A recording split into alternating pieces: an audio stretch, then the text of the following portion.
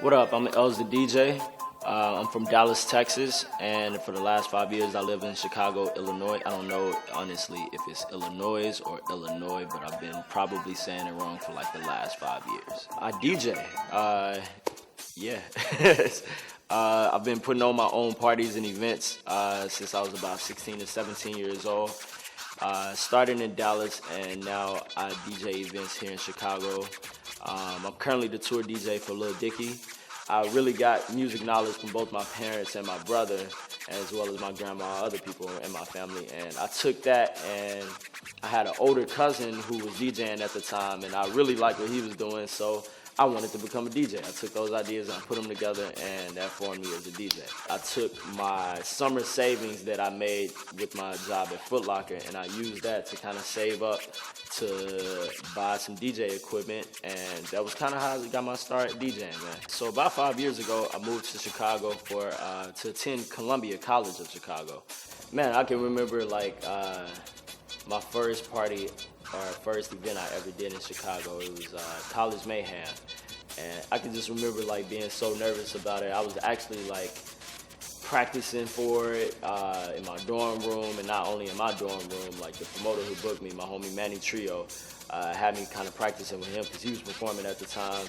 And yeah, I was definitely nervous because Chicago, I feel like, was just a different market at the time. Like, I went to another party before then, and it was the first time I honestly ever even heard reggae music in the party. Back in Dallas, like, you don't ever hear reggae music being played at a party.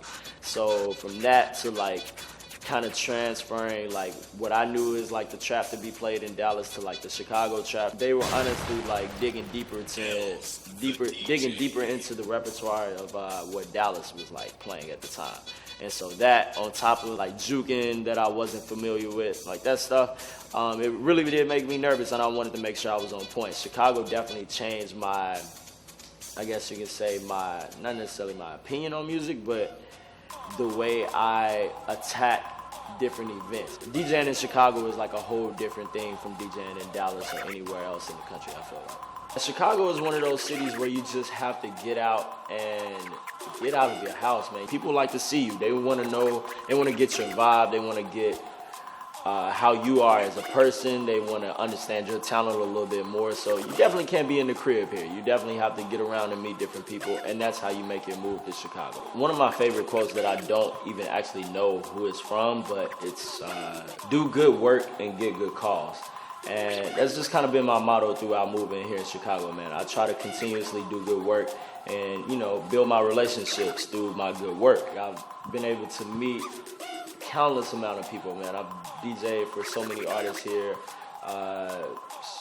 artists who come through Chicago, the Save Money crew in Chicago, just a lot of different people.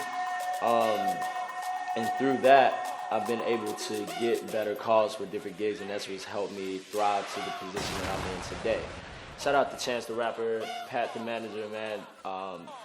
Pat is actually the reason I met Lil Dicky himself. He introduced us, and for about the last year and a half to about 2 years, I've been working with Dicky, and it's just been a thriving relationship, man. I actually remember like the last semester I was finishing up with school, I was actually touring with Dicky Thursday through Saturday nights and flying back to Chicago on Sunday, going to class Monday through Wednesday, and then repeating that process through the weekend of flying out for about 8 weeks in a row. And so the DJing itself has definitely put me in a position to now see the world. Like, I'm honestly been close to like all 50 states in the United States, and that's because of DJing. And I've also been able to like travel and visit other parts of the world, like Paris and London. And in October, I'll be seeing more parts of Europe. I just want to get to a point to where I can DJ every day, 365 days a year, man. From the time that I start my set to the end of my set, I like to take people on an adventure. And I want it to generally be a crescendo throughout the night. For those of you who don't know what a crescendo is, it's like a bigger building up, or like a build up to something big. And when I DJ, I still take that same approach. So whether I'm in a nightclub, whether I'm in a party, DJing for an art exhibit, whatever it is, I like to still take that crescendo approach to build up to something big. Everything that is in the form of turntablism is definitely an art form, because you're manipulating records in order for people to hear them in a way that they've never heard them before. I generally like to take old songs and blend them with new songs, or new songs and blend them with old songs. Art in general is about presenting things in a way that people may have not seen them before in your way. That's what I generally like to go for in my DJing. I like to present things to people in a way that they've never heard it before. And I also like to give people those big moments when I'm DJing to like, oh my gosh, I haven't heard this song in such a long time. Or, man, I haven't heard this song since I was, this young. Or, man, this is crazy. I didn't never think I would hear this song in a party. It's about giving people those moments. Yeah, so I encourage anyone, whether you're a DJ, whether you're an artist, whether you're a painter, whatever you are, get out and just do something different. Don't just continuously repeat what other people have been doing all these years. Get out and really, truly express yourself in a way that you want to express yourself. Don't go back and repeat anything that anyone has already done. Just be you. Do something different.